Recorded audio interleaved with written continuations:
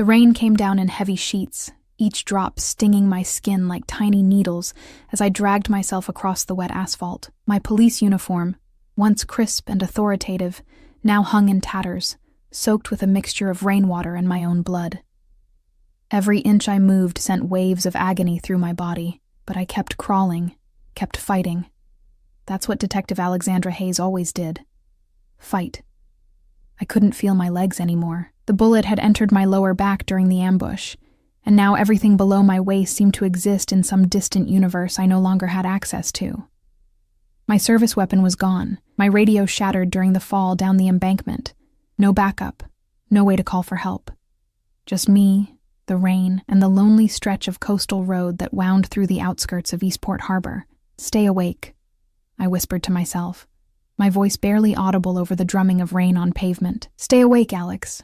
The metallic taste of blood filled my mouth as I coughed, pain exploding through my chest. 3 years on the force, and this was how it would end, alone on a deserted road, the victim of an ambush that I should have seen coming. The Costello investigation had gotten too close, and now I was paying the price. The headlights appeared in the distance like twin harbingers of death or salvation. I was too far gone to know which. They cut through the rainy darkness, growing larger as the vehicle approached. I tried to raise my arm, to signal for help, but my strength was fading fast, my consciousness slipping away like sand through fingers.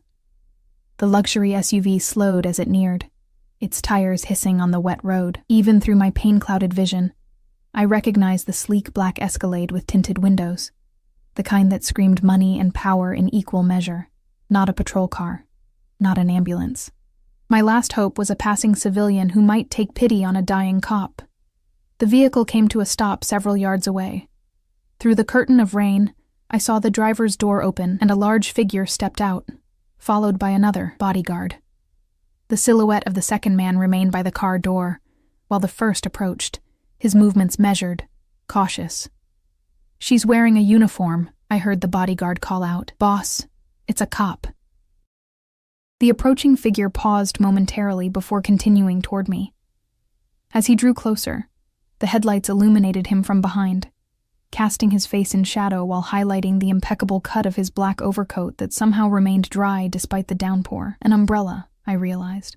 A simple courtesy the rain had not afforded me. "Please," I managed to rasp as he crouched down beside me, the umbrella now sheltering us both from the relentless rain. "Help me." That's when I saw his face, and what little breath I had left, caught in my throat. Dominic Rousseau. The man whose file I had spent the last 8 months studying, the man whose criminal empire controlled everything from the docks to the mayor's office in Eastport Harbor. The man I had been building a case against until tonight's ambush had shattered everything, including me. I knew that face. The strong jaw always meticulously shaved, the prominent nose that had been broken at least once, the dark eyes that seemed to absorb light rather than reflect it. But photographs in a case file couldn't capture the aura of controlled power that radiated from him, the subtle scent of expensive cologne that somehow cut through the metallic smell of my own blood. "Detective Hayes," he said, his voice low and smooth like aged whiskey, pronouncing my name with a familiarity that sent a chill through me that had nothing to do with the rain or my injuries. He knew who I was. Of course he did. Just as I had been watching him, he had undoubtedly been watching me.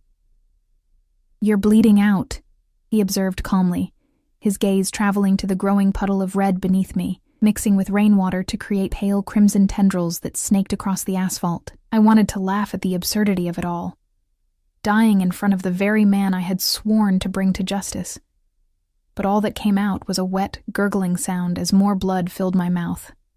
"Andre," Rousseau called to his bodyguard without looking away from me, "bring the medical kit, and call Dr. Petrov. Tell him to meet us at the lake house." "Boss," the guard protested, his voice tight with concern. "She's a detective, the one who's been—" "I know exactly who she is."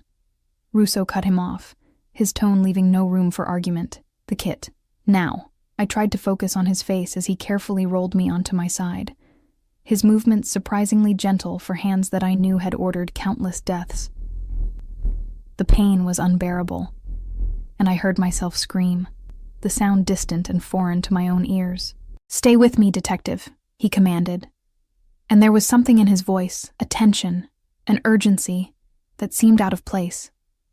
Why would Dominic Russo, the man whose organization I had dedicated my career to destroying, care whether I lived or died? Unless he wanted the pleasure of killing me himself. Why? I managed to whisper, as he applied pressure to my wound, his expensive suit now stained with my blood. Those dark eyes locked onto mine, and for a moment, something flickered in their depths. Something I couldn't identify through my pain-hazed consciousness. Your father would never forgive me if I let his daughter die on my watch, he said quietly, and the world tilted on its axis. My father. Patrick Hayes had been a beat cop his entire career, a man of unwavering integrity who had died of a heart attack 3 years ago, shortly before my promotion to detective. What could he possibly have to do with Dominic Russo? I wanted to ask, needed to understand, but darkness was encroaching rapidly at the edges of my vision. The last thing I saw before consciousness slipped away was Dominic Russo's face, tense with a concern that made no sense, and the last thing I felt were his strong arms lifting me from the cold, wet ground. I woke to the soft beeping of medical equipment and the scent of antiseptic. For a moment, I thought I was in a hospital, that someone had found me on that road and delivered me to safety. Then I tried to move my hand and felt the cold bite of metal around my wrist. Handcuffs. I was restrained. My eyes flew open to find myself in what appeared to be a private medical suite, not a hospital room. Large windows revealed a view of pine trees, and beyond them, the glittering surface of what must be a lake. Expensive medical equipment surrounded the bed, and an IV line ran into my arm, delivering clear fluid, and, judging by the muted nature of the pain in my lower back, some serious painkillers. You're finally awake, came a voice from the corner of the room. You've been unconscious for 3 days. I turned my head, wincing at the stiffness in my neck, to find Dominic Russo seated in an armchair, watching me with those intense dark eyes. He'd traded the suit for dark jeans and a charcoal sweater that looked casually expensive, but his presence was no less commanding for the change in attire. Where am I? My voice came out as a ragged whisper, my throat dry from disuse. Somewhere safe, he replied, standing and approaching the bed. He picked up a glass of water from the bedside table and held it to my lips. I wanted to refuse, to show some defiance, but thirst overrode pride, and I drank greedily. Why am I handcuffed? I asked when he withdrew the glass. Precaution, Russo said with a slight shrug. You are, after all, the detective who's been trying to put me in prison for the better part of a year. A flush of anger gave me strength. Where's your doctor? I need to know my condition. Dr. Petrov saved your life, Russo said, returning to his seat. The bullet damaged your spinal cord. He managed to remove it and repair much of the damage, but... He paused, and I saw something almost like regret cross his features. He's not certain if you'll walk again. Time will tell. The news should have devastated me, but I felt oddly numb. Perhaps it was the drugs, or perhaps I was still in shock from finding myself alive at all, and in the custody of Eastport Harbor's most notorious crime lord. You should have let me die, I said flatly. Russo's expression hardened. That wasn't an option.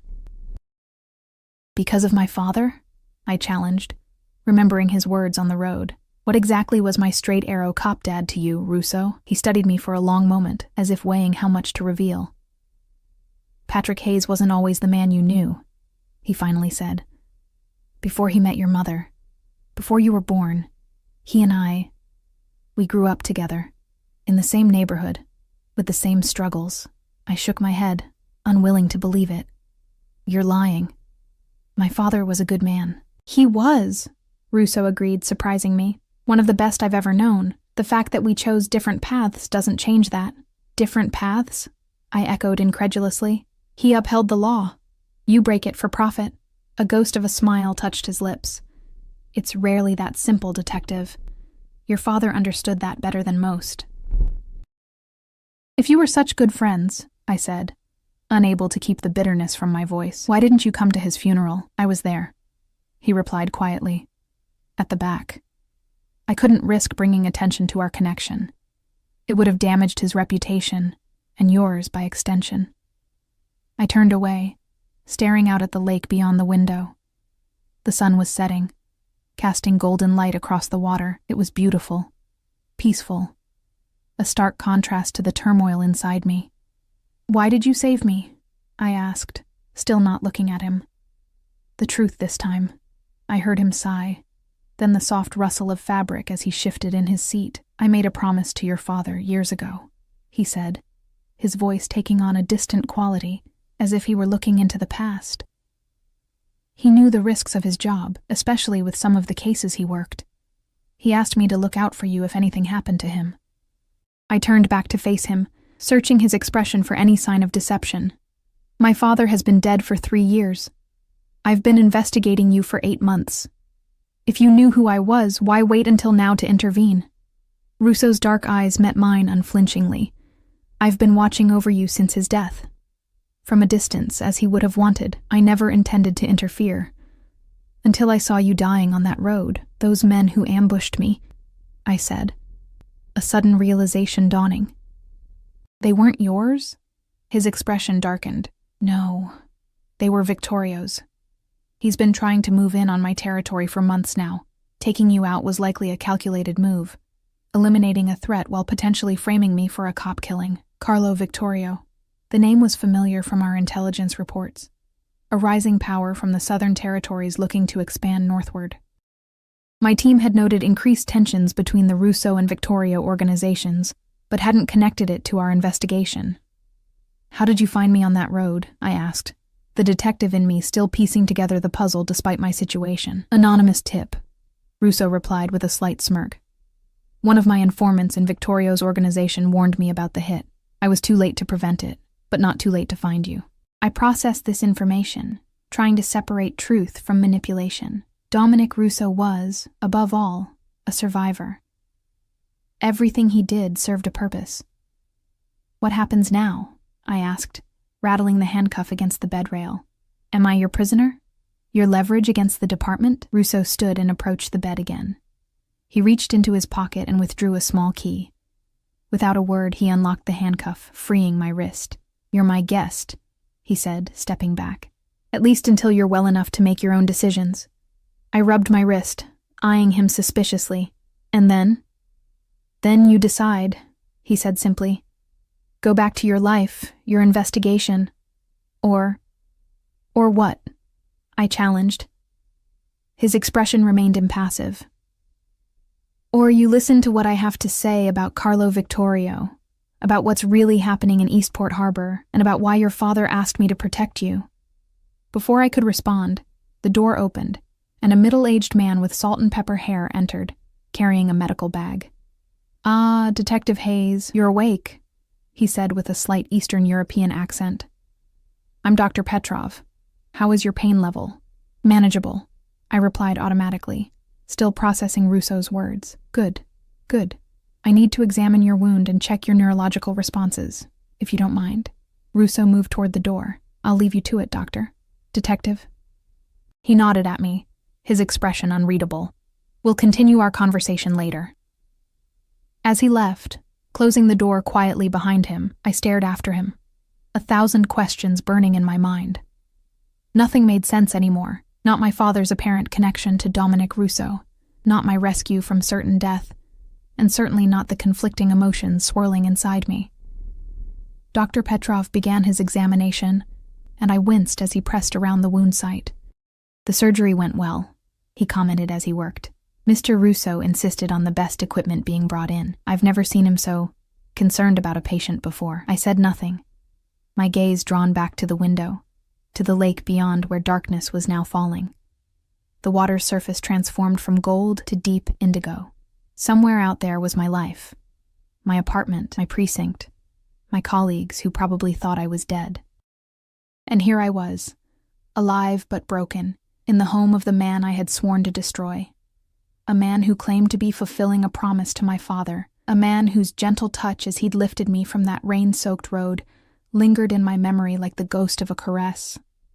Dr. Petrov completed his examination with clinical efficiency, his expression giving nothing away as he tested the reflexes in my legs. I felt the pressure of his touch, but couldn't make my muscles respond to his commands to flex or extend. The inflammation around your spinal cord is still significant, he explained as he made notes in a tablet. It's too early to make definitive prognoses about recovery. For now, rest is your primary medicine. After adjusting my IV and checking the monitors, he left me alone with my thoughts, which immediately turned to escape. I might not be handcuffed anymore, but with legs that wouldn't obey me, I wasn't going anywhere. I was effectively trapped in this luxurious prison with a man who represented everything I had fought against. Night fell completely, and the room grew dark except for the soft glow of medical monitors and the moonlight reflecting off the lake outside. I drifted in and out of consciousness, the painkillers making my thoughts fuzzy around the edges. I wasn't sure how much time had passed when I opened my eyes to find Dominic Russo sitting in the chair beside my bed again, his profile illuminated by the moonlight streaming through the windows. "You should be sleeping," he said, without turning to look at me. "Kind of hard to rest when you're being held by a crime lord," I replied, my voice stronger than it had been earlier. He turned then, those dark eyes studying me. "If I wanted to harm you, Detective Hayes, I wouldn't have spent a small fortune saving your life." "Alex," I said suddenly, surprising myself, "if we're going to have these middle-of-the-night conversations, you might as well call me Alex." A slight smile curved his lips. "Alex?" he repeated, the name sounding different in his deep voice. "Then you should call me Dominic. I prefer to keep things professional, Russo," I replied coldly. He leaned forward, elbows on his knees. "Professional? You're investigating me. I saved your life, and now you're recovering in my home. I think we've moved beyond professional, wouldn't you say?" I couldn't argue with his logic, but I wasn't ready to concede the point. Instead, I changed the subject. "Tell me about my father. How did a cop end up friends with someone like you?" Dominic sat back in his chair, his expression softening with what looked like genuine nostalgia. "We grew up on Harborside, back when it was still a working-class neighborhood. Your grandparents lived 2 doors down from mine. Patrick was 3 years older, but he took me under his wing when local kids were giving me trouble for being Italian. I tried to reconcile this image with the father I knew, a man who never talked about his childhood, who had raised me in the quiet suburbs far from the harbor district. We were inseparable through high school," Dominic continued. "After graduation, he joined the police academy. I went to work for my uncle's shipping business." His mouth tightened slightly. "Of course you know what kind of shipping my family was really involved in." "Smuggling," I supplied. "Drugs, weapons, occasionally people." He inclined his head, not denying it. "My father died when I was 22. I inherited his responsibilities. And my dad? He knew what you were doing?" Dominic's gaze was steady. He didn't approve, but he understood. "Family obligations meant something to both of us. So what happened?" I asked. "When did you stop being friends?" "We never did," he said quietly. "We just became more careful. He was a cop, I was a criminal," I interjected. "A businessman with complicated interests," he corrected smoothly. "But yes, our paths diverged. When he met your mother, he wanted a clean break from the old neighborhood, a fresh start. I respected that. I remembered my mother, who had died from cancer when I was 16. She had been gentle but strong in her own way. I couldn't imagine her knowing about a friendship between my father and a man like Dominic Russo. "She never knew about me," Dominic said, as if reading my thoughts. "That was Patrick's choice, and I honored it. But he and I still met occasionally. Coffee at neutral locations, talking about old times, current problems." "I don't believe you," I said, but my voice lacked conviction. There had always been parts of my father that seemed closed off, small mysteries I couldn't solve. "Your graduation from the police academy," Dominic said suddenly. "May 2021. You wore your hair up, with a few curls framing your face. Your father couldn't stop smiling." My breath caught. "You were there?" He nodded. "In the back." Patrick spotted me, nodded, but of course kept his distance. That was the last time I saw him in person. He called me a week before his heart attack. Wanted to meet. Said he had concerns about you following in his footsteps. About the path you were choosing. A lump formed in my throat. Why would he be concerned? He was proud when I joined the force. "Proud, Yes, but also worried. Eastport Harbor isn't the city it appears to be on the surface, Alex. Your father knew that better than most. He knew there were lines you couldn't cross, investigations you shouldn't pursue too deeply. Not if you wanted to stay safe. I thought about my father's career. Always a beat cop, never seeking promotion or joining specialized units despite his intelligence and capabilities. I'd always assumed it was because he loved community policing, the direct connection with the neighborhoods he served. Now I wondered if there had been more to it. When you started investigating me, Dominic continued, I kept my distance, respected your choices, but I also had people watching over you, making sure you didn't get in too deep. Anger flared within me. You had me under surveillance? Protection, he corrected. There's a difference. Not to me, I snapped, and clearly your protection wasn't worth much when Victorio's men ambushed me. A flash of what looked like genuine regret crossed his face. That was an oversight I won't repeat. Victorio moved faster than I anticipated. Why would he target me specifically? I asked, the detective in me still working despite everything. My investigation was focused on your operations, not his. Dominic's expression darkened. Because taking you out serves multiple purposes for him. It removes a threat to his expansion plans, potentially frames my organization for a cop killing, and... He hesitated. And what?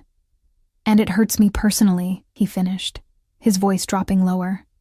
Victorio knows about my connection to your father. He's the type to exploit any perceived weakness. I processed this, a chill running through me that had nothing to do with my injuries. So I'm a pawn in some twisted game between rival mobsters? No, Dominic said sharply, leaning forward again. You're a skilled detective who got caught in the crossfire of something bigger than you understand. And you're Patrick's daughter. That makes you anything but a pawn to me. The intensity in his eyes made me look away, uncomfortable with the emotions it stirred in me. This man was dangerous in ways I hadn't anticipated when I'd been building my case against him. I need to contact my precinct, I said, changing the subject. They need to know I'm alive. They already know, he replied, surprising me. An anonymous tip led them to where the ambush happened. They found blood, your blood, and signs of a firefight but no body. You're listed as missing, presumed dead by some, kidnapped by others, and you didn't think to tell me this sooner? I demanded. You weren't conscious sooner, he pointed out reasonably.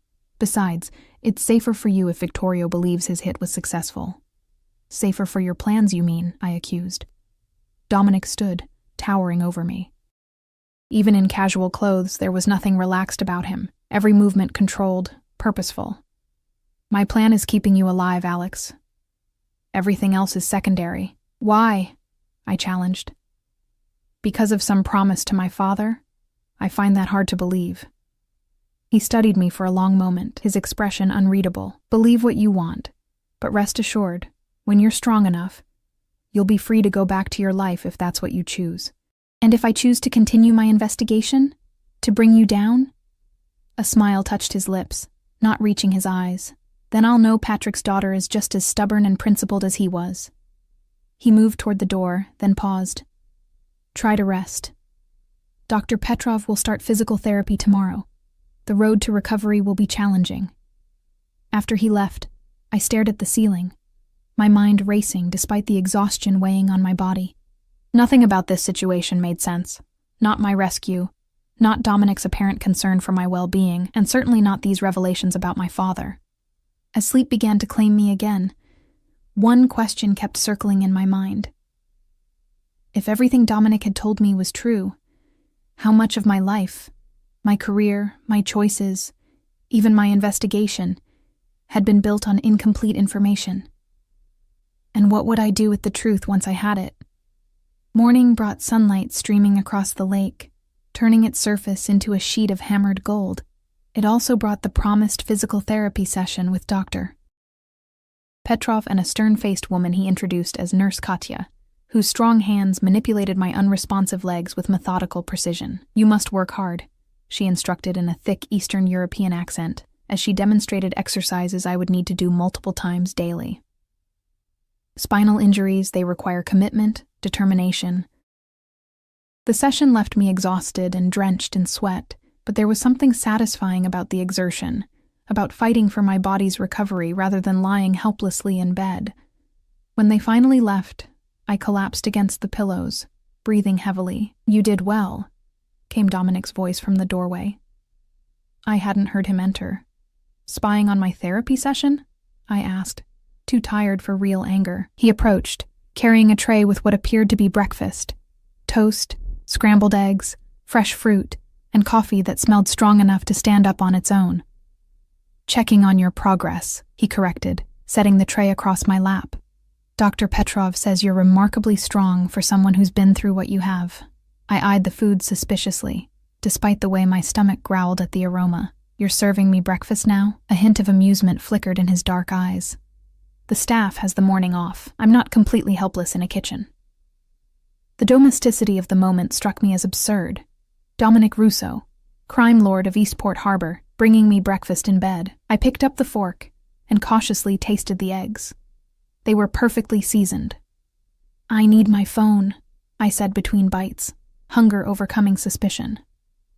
"Or a phone, at least. I need to contact my partner, let him know I'm alive." Dominic sat in what I now thought of as his chair beside the bed. "Detective Marcus Stone," he said, nodding. "He's been leading the search for you, against the captain's orders to focus on other cases. Of course Dominic would know about Marcus, about the internal politics of my precinct. His information network was one of the things I'd been investigating. Marcus is a good cop," I said carefully, "and a friend." Something shifted in Dominic's expression. So subtle I almost missed it. "Yes, I'm aware of your friendship." The way he said it made me wonder exactly how much he knew about my brief romantic involvement with Marcus last year. We'd dated for a few months before deciding we worked better as partners than lovers, but had remained close. "If you contact him now," Dominic continued, "you place both him and yourself at risk. Victorio has informants inside your precinct. Any movement Marcus makes based on information from you will be tracked." I pushed the tray away, appetite suddenly diminished. "So what's your suggestion? Let everyone who cares about me think I'm dead while I recuperate in your lakeside mansion?" "For now, yes," he replied simply. "Until you're stronger and we have a better understanding of Victorio's operation." "We?" I echoed incredulously. "There is no we, Russo." His expression remained impassive, but something flashed in those dark eyes. "Like it or not, we have aligned interests at the moment. You want to stay alive and return to your life. I want to neutralize Victorio's threat to my territory. Both require careful planning." I couldn't argue with his logic, which only irritated me further.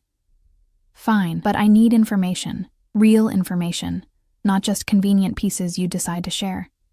He studied me for a long moment, then nodded. "What do you want to know?" "Everything about Victorio. Why he's moving against you now, and why he'd risk killing a cop to do it." Dominic leaned forward, elbows on his knees. "Carlo Victorio took over his family's operation 3 years ago after his father's death. He's young, ambitious, and lacks the restraint that maintained the balance in this region for decades." "Balance?" I questioned skeptically. "Yes, balance. Contrary to what you might believe, Detective, chaos is bad for business. The previous generation of leaders understood that. Maintained territories, respected boundaries, avoided unnecessary violence, especially against law enforcement. I thought about the criminal landscape of Eastport Harbor as I understood it. Relatively low homicide rates compared to other port cities, organized criminal activities that seemed to occur within certain unspoken parameters. I'd attributed it to good police work, but perhaps there had been other factors at play. "Victorio wants expansion," Dominic continued. "He's making alliances with groups from the West Coast, bringing in new product, new methods that don't align with how things have been done here, such as..." His jaw tightened. "Human trafficking, specifically young women from Eastern Europe and Southeast Asia. Fentanyl distribution targeting schools and colleges. Violence as a first resort rather than a last one." I raised an eyebrow. "Are you trying to convince me you're some kind of ethical criminal, Russo? Because my investigation uncovered plenty of illegal activities in your organization." "I'm not claiming moral superiority," he replied evenly. "But there are lines I don't cross. Lines your father understood." The mention of my father brought back the confusion and doubt I'd been wrestling with since our conversation last night. "You keep bringing up my father," I said, using our supposed connection as leverage. "But I only have your word that any of it is true." Dominic reached into his pocket and withdrew a folded photograph, offering it to me without comment. I took it reluctantly, unfolding it to reveal a faded color image from what appeared to be the early 1990s. Two young men stood arm in arm outside a dilapidated apartment building, grins on their faces. One was unmistakably a younger version of my father, his red hair brighter than I remembered it, his face unlined by the years of police work that would eventually wear him down. Beside him, an arm slung around his shoulders, stood a young man who could only be Dominic, leaner, with longer hair, but with the same intense eyes. Something constricted in my chest as I stared at the image.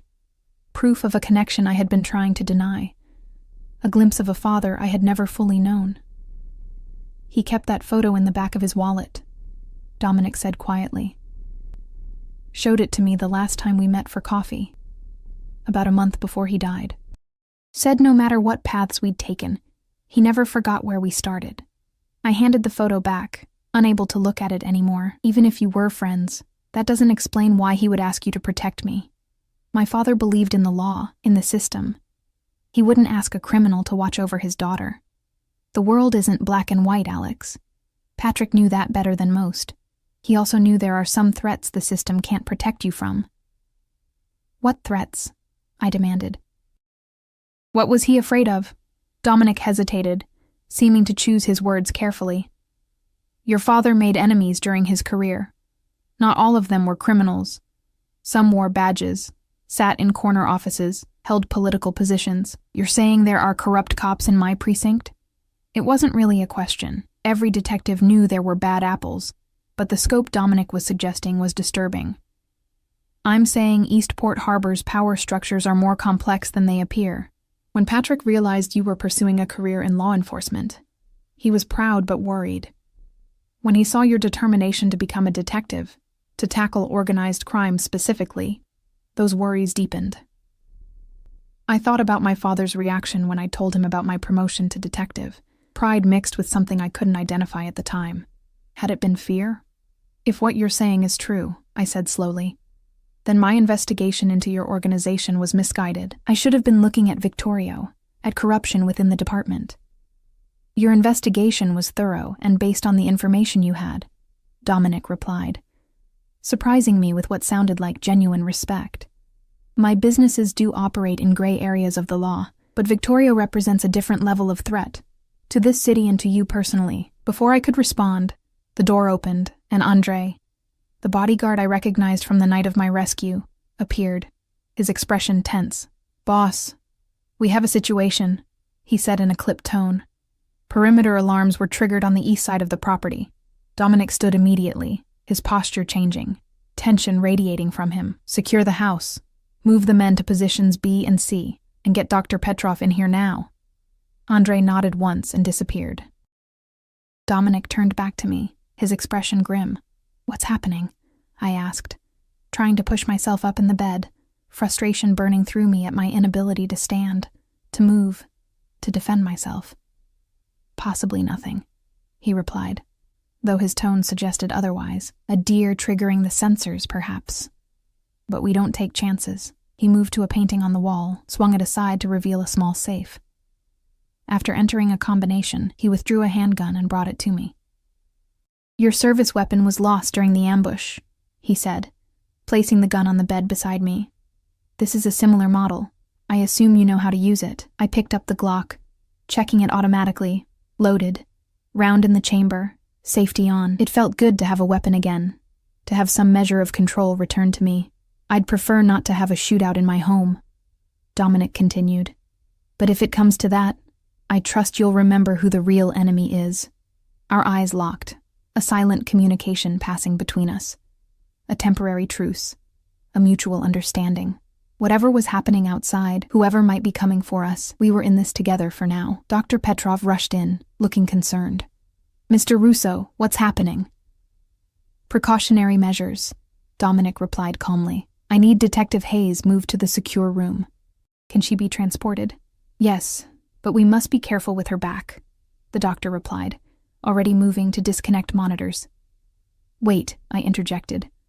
I'm not going anywhere until I know what's happening. Dominic's gaze was steady, intense.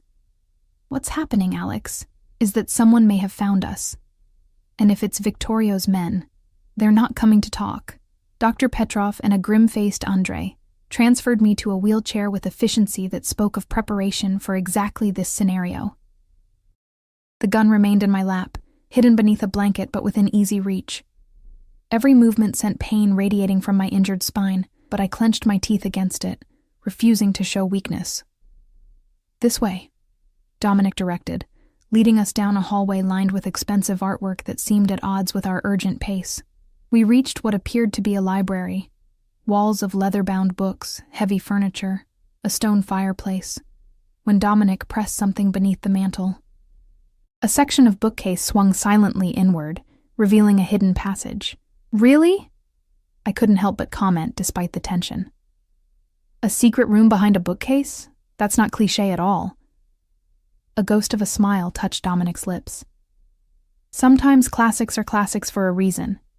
The hidden room was smaller than I expected, but well-appointed. Medical equipment similar to what had been in my recovery room, a small bathroom, several monitors showing security camera feeds from around the property, and a comfortable-looking bed. Get her settled, Dominic instructed the doctor before turning to Andre. Status report. 2 vehicles approaching from the East Access Road, the bodyguard replied, checking his phone. Not Victorio's usual cars. They tripped the secondary sensors after bypassing the first set. Professionals, Dominic muttered. How many men do we have on site? 6, plus the doctor and myself. Dominic nodded, processing this. Have the men take defensive positions. No engagement unless necessary. I want to know who we're dealing with first. As Andre left, I caught Dominic's arm. I need to know what's happening, all of it. He looked down at my hand on his arm, then met my eyes. Best case scenario? Federal agents who somehow tracked us here. Worst case? Victorio's special ops team, the ones who handle his most sensitive eliminations. And if it's the cops? My people? I asked. Then things get complicated, he replied evenly. I've broken no laws in saving your life, but there are aspects of this situation that would be difficult to explain to your colleagues. Dr. Petrov finished reconnecting my IV and monitors, then stepped back. She should rest, Mr. Russo. The stress is not good for her recovery. I'm fine, I insisted, eyes on the security monitors. One showed 2 black SUVs slowly making their way up a tree-lined drive. Zoom in on those vehicles. Dominic pressed a few buttons on the control panel, and the image enlarged, revealing the license plates. Government plates, I noted, but blacked-out windows. Could be FBI, DEA, or... My voice trailed off as the vehicles stopped and men began to emerge. Dark suits, tactical gear visible beneath the jackets, earpieces. That's not standard federal procedure. Those aren't regular agents. Dominic's expression darkened. No, they're not. He turned to the doctor. Stay with her. Lock the door behind me. Wait, I called as he headed for the exit. What are you going to do? He paused, looking back at me. Find out what they want, and keep them away from you. After he left, the hidden door sliding shut behind him, Dr. Petrov locked it as instructed. I kept my eyes fixed on the monitors, watching as the men from the SUVs spread out, taking positions around the house with practiced precision. Those aren't feds, I murmured, more to myself than to the doctor. At least, not ones operating by the book. Dr. Petrov said nothing, busying himself checking my vitals, but I noticed his hands trembled slightly. He was afraid, and that did nothing for my confidence in the situation. On one of the monitors, I saw Dominic exit the front of the house, flanked by Andre and another guard. He wore no visible weapon, his posture relaxed but alert as he approached the apparent leader of the intruders, a tall man with silver at his temples and the rigid bearing of someone with military training. There was no audio on the security feed, but I could see them talking, Dominic's expression revealing nothing while the other man gestured emphatically. Then, abruptly, both men turned and looked directly at one of the security cameras. My blood ran cold. They knew I was watching. The silver-haired man pointed at the house, then back at the camera. Dominic shook his head, his stance shifting subtly to one I recognized from my training. He was preparing for potential conflict, positioning himself for maximum defensive advantage. "This isn't good," I said, gripping the arms of the wheelchair tightly. "They know I'm here. They're asking for me." Dr. Petrov glanced nervously between me and the monitors. "Mr. Russo will handle it. He always does." On the screen, the confrontation was escalating. 2 more men had moved to flank the leader, hands hovering near concealed weapons. Dominic remained outwardly calm, but Andre and the other guard had shifted positions, creating a protective barrier between the intruders and the house. Then, without warning, the silver-haired man reached inside his jacket. Andre reacted instantly, drawing his weapon. But before he could aim, one of the other men fired. The guard beside Dominic crumpled to the ground. The screen erupted into chaos. Men diving for cover, weapons drawn, Dominic pulling Andre back toward the house as gunfire erupted. "We need to help them," I said, trying to wheel myself toward the door. Dr. Petrov moved to block me. "No, you cannot. Mr. Russo gave strict instructions." "I don't care," I snapped, pulling the gun from beneath the blanket. "Those men are here for me. I'm not hiding while people die on my account." The doctor paled at the sight of the weapon, but stood his ground. "You cannot even walk. What do you think you will do?" He had a point, one that filled me with helpless rage. On the monitors, the firefight continued.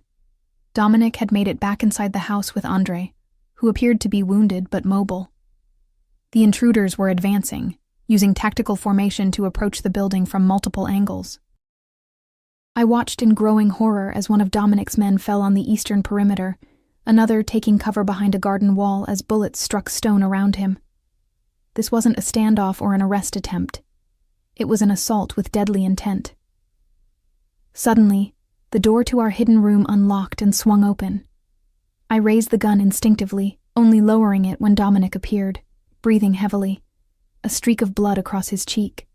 "We need to move," he said without preamble. "There's a tunnel from the wine cellar that leads to the boathouse. We have a boat ready. What about your men?" I asked, as Dr. Petrov hurriedly disconnected my monitors. Something dark and pained flashed across Dominic's features. "2 dead.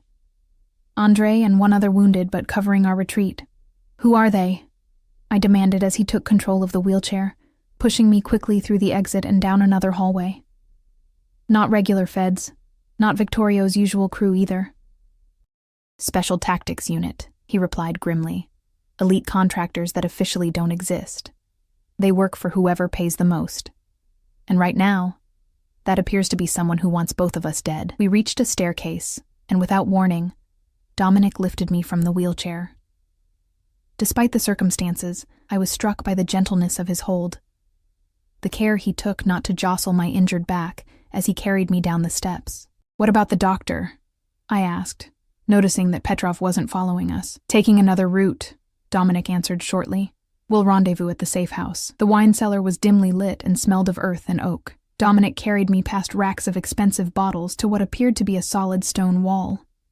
He shifted my weight to free one hand, pressed against a specific stone, and a section of the wall slid aside, revealing a narrow tunnel. "This property has been in my family for generations," he explained as he ducked into the passage, still carrying me. "During Prohibition, my grandfather used these tunnels to move product."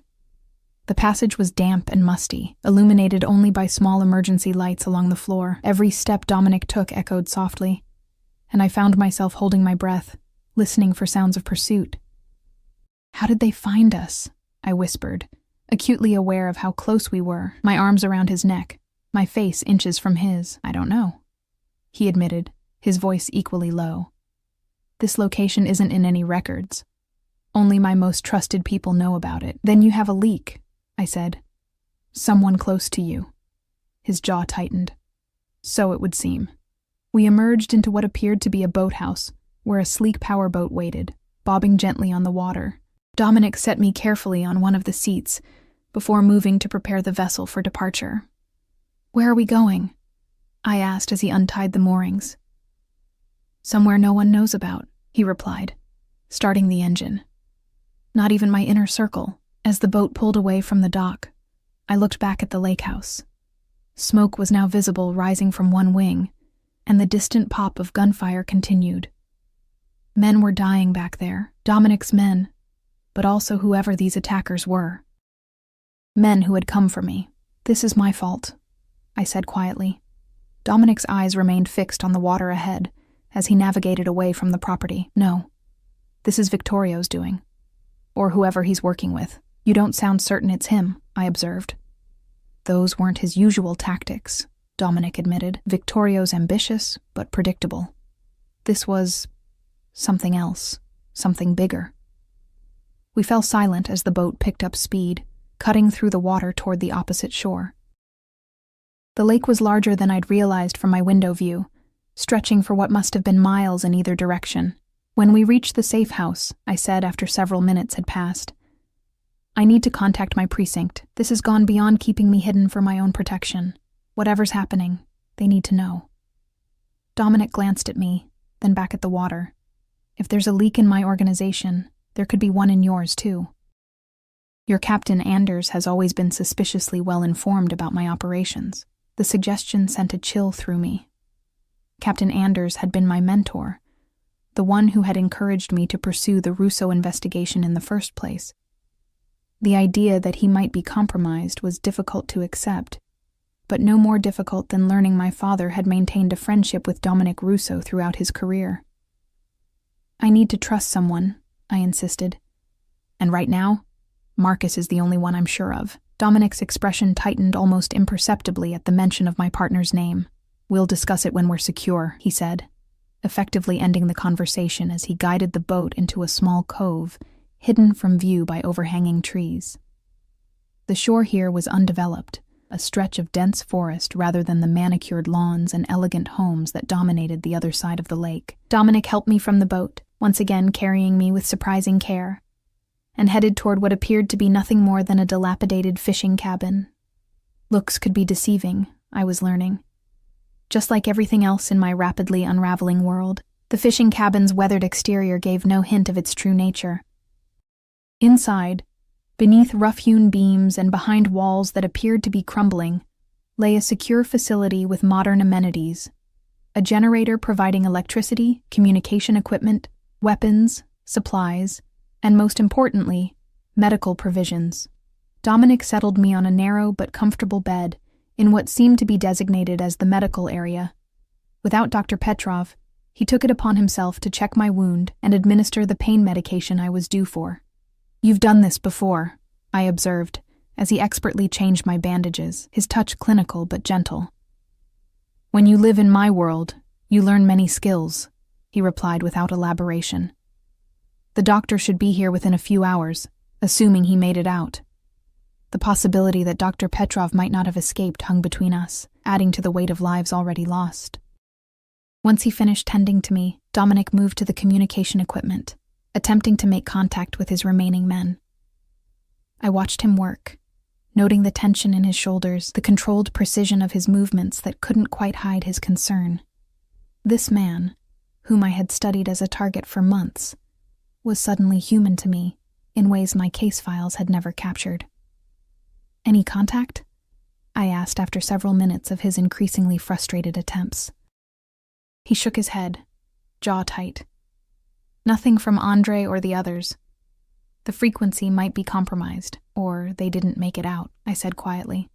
Dominic's hands stilled on the equipment, his back to me. "That's also a possibility." A silence fell between us, heavy with unspoken realities about the men who had died, men who, in my previous worldview, would have been nothing more than criminals receiving their due. Now they had faces, names, loyalties that complicated my neat categories of justice. "You should rest," Dominic said finally, turning back to me. "We're secure here for now. I need to contact Marcus," I insisted again. "If there's corruption in the department, he needs to be warned, and he can help us figure out who's behind this." Dominic studied me for a long moment, then nodded slowly. "There's a secure line here. Untraceable. But you need to be certain of him, Alex. Your life, and possibly his, depends on it." "I am certain," I replied without hesitation. "Marcus isn't just my partner, He's the most honest cop I know. Something flashed in Dominic's eyes. Resignation, perhaps, or something more complex. He brought me a satellite phone, then stepped away to give me privacy, moving to the cabin's small kitchen area, where he began preparing what looked like coffee. I dialed Marcus's personal cell number, my heart pounding as it rang. Once. Twice. "Stone," came the familiar voice, tense and tired. "Marcus, it's me.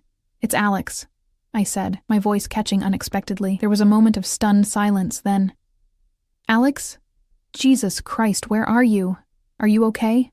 Everyone thinks you're—" "I know what everyone thinks," I cut in. "I can't explain everything now, but I'm alive. I was injured in the ambush, but I'm recovering." "Injured how? Where are you?" The relief in his voice was giving way to detective mode. "I'll come get you. Bring a medical team."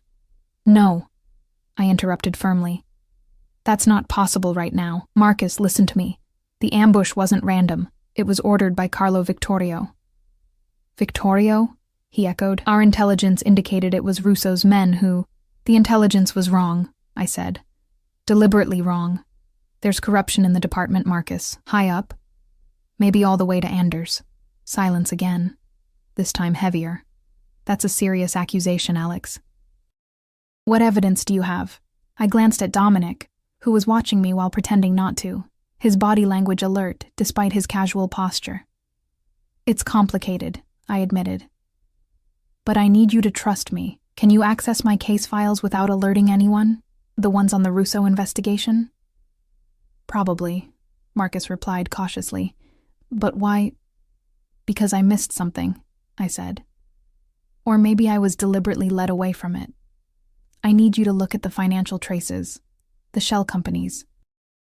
See if any of them connect back to Vittorio or to any accounts associated with the department leadership. Alex, what you're suggesting—" His voice trailed off, the implications too enormous to articulate. "I know," I said softly. "But people are dying, Marcus, and someone very powerful wants me dead too. Where are you?" he asked again. "Let me help you." I hesitated, torn between trust and caution. "I can't tell you that yet, but I'm safe for now. I'll contact you again in 24 hours. Be careful who you talk to." After ending the call, I looked up to find Dominic standing closer than I expected, holding 2 mugs of coffee. "You didn't tell him who you're with," he observed, offering me one of the mugs. I accepted it, the warmth seeping into my cold fingers. "No, he wouldn't understand. Not yet." Dominic nodded, taking a seat across from me. "Your partner cares for you." It was in his voice. Something in his tone made me look at him more closely. "Yes, he does, as I care for him. And yet you trust me enough to stay here, rather than having him extract you to safety," Dominic noted, his dark eyes studying me over the rim of his mug. "I'm not sure trust is the word I'd use," I replied, though even as I said it, I knew it wasn't entirely true. "It's more that circumstances have forced us into an alliance." A slight smile touched his lips. "An alliance. I can work with that." Before I could respond, a sound outside the cabin froze us both. Dominic was on his feet instantly, moving to the window with practiced caution, hand reaching for the weapon at his waist. "Vehicle approaching," he said quietly. "Single occupant." My hand went to the gun he'd given me, still within reach on the bedside table. "Friendly?" "We'll see." He moved to another part of the cabin, accessing what appeared to be a hidden security panel. After checking something, his posture relaxed slightly. "It's Petrov." Relief washed through me, surprising in its intensity. I hadn't realized how concerned I'd been about the doctor's fate until that moment. Dr. Petrov entered a few minutes later, looking haggard but unharmed. He immediately came to check on me, his professional demeanor reasserting itself, despite whatever ordeal he had endured to reach us. "The others?" Dominic asked quietly, as the doctor examined my wound. Petrov shook his head once, a short, sharp gesture. "Andrei was still fighting when I left. The others—" He didn't finish the sentence. Dominic's face revealed nothing, but I saw his hand tighten around his coffee mug, the knuckles whitening momentarily before he set it aside. "Did you see who they were?" I asked Petrov. "Any insignia, identification?" Nothing obvious, the doctor replied, as he checked my vital signs, but they were not regular law enforcement or military. Too efficient. And the way he said the last word sent a chill through me. Mercenaries, Dominic said flatly. High-end contractors. The question is, who hired them? Victorio doesn't have those kinds of connections, I pointed out.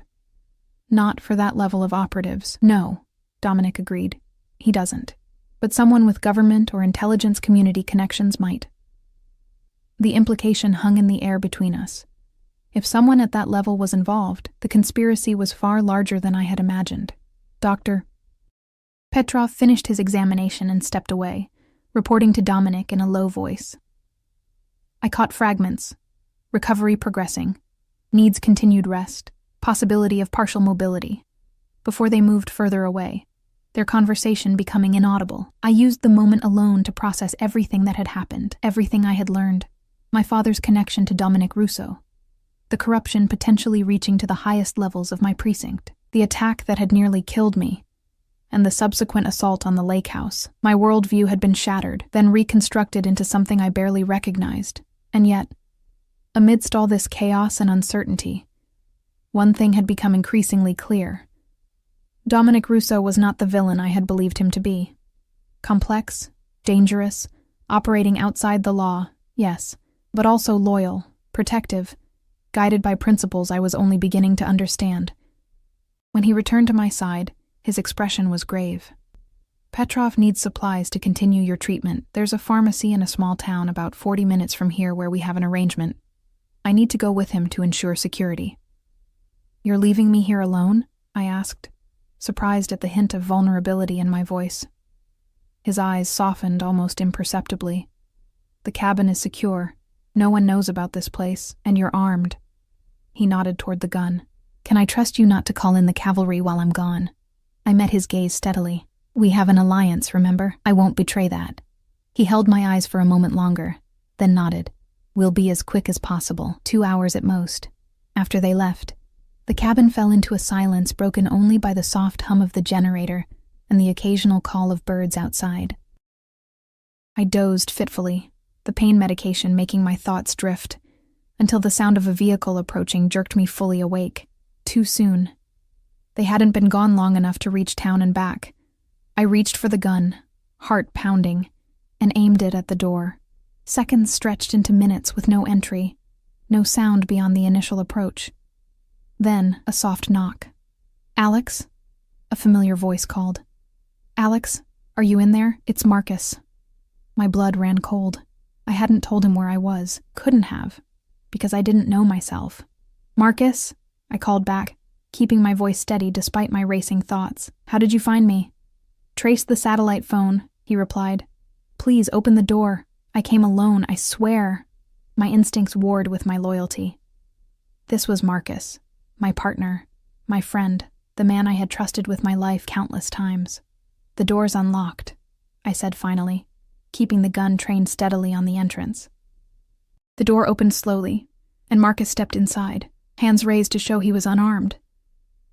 His eyes found me immediately, widening at the sight of the gun in my hands. Alex, he said softly. Thank God you're alive. How did you really find me? I demanded, not lowering the weapon. The phone was untraceable. A shadow crossed his face. Nothing is untraceable to the right people. He took a step closer. You need to come with me now. It's not safe here. Stay where you are, I warned as he moved. Who sent you, Marcus? Victorio? Or someone higher up? Pain and regret flashed in his eyes. You don't understand, Alex. You're in over your head. There are things happening that are bigger than Russo. Bigger than Victorio? Then explain it to me, I challenged. He sighed heavily. Your father knew. That's why he had to die. The words hit me like a physical blow. What are you talking about? My father had a heart attack. Marcus's laugh was hollow. Is that what Russo told you? Your father was getting too close to the truth, asking too many questions. The heart attack was arranged. I felt sick, the gun suddenly heavy in my hands. No, that's not possible. I'm sorry, Alex. I tried to keep you safe, to steer your investigation toward Russo and away from the real operation. But then you started connecting dots no one expected you to find. So, the ambush, I said, my voice barely above a whisper. That was you? Not Victorio? He nodded once. A clean elimination was the plan. But Russo interfered, as he always does. Now I have to finish this. His hand moved toward his jacket. The door burst open behind him. Marcus whirled, but not fast enough. Dominic's shot caught him in the shoulder, spinning him around. I fired instinctively as he turned back toward me, my bullet striking his chest. Marcus crumpled to the floor as Dominic rushed to check if he was carrying other weapons. Our eyes met over my former partner's body, a silent communication passing between us. Shock, confirmation, shared understanding of betrayal. He said my father was murdered, I said numbly. That his heart attack was arranged. Dominic's expression darkened. I suspected, but couldn't prove it. Patrick started asking questions about offshore accounts, unusual departmental expenditures. Then suddenly, he was gone. He was my partner, I whispered, looking down at Marcus's still form. I trusted him completely. The deepest betrayals always come from those closest to us, Dominic said quietly, moving to my side. I'm sorry, Alex. 2 weeks later, I sat on the veranda of another safe house, this one on the coast, with the endless horizon of the ocean before me. My legs were responding more each day to the physical therapy, and Dr. Petrov was cautiously optimistic about a full recovery. Dominic joined me, setting a cup of coffee beside me before taking the chair to my right. The files you sent to the FBI resulted in 7 arrests at your precinct, he informed me, including Anders. The corruption went deeper than even I had suspected. And Victorio, found dead in his yacht yesterday, apparent suicide, though we both know better. I nodded, understanding the implication. Someone higher up was tying up loose ends. And us? Are we still targets? Dominic's hand found mine on the armrest, his touch unexpectedly gentle. Likely. But they'll be more careful now that their operation has been exposed, so what happens next? I asked, turning to face him.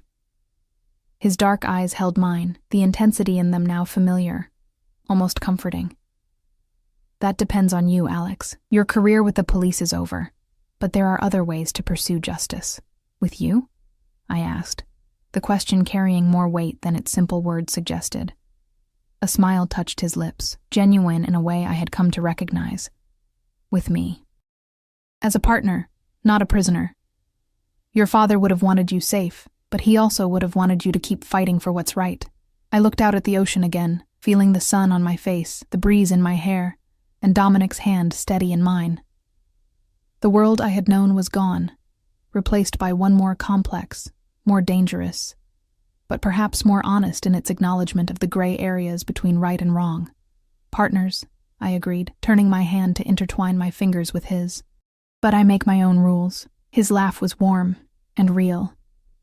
I would expect nothing less from Patrick Hayes' daughter. As the sun began to set over the water, casting golden light across the waves, I felt a sense of peace that had eluded me since that rainy night on the road. My path forward was uncertain, dangerous, but for the first time it was truly my own.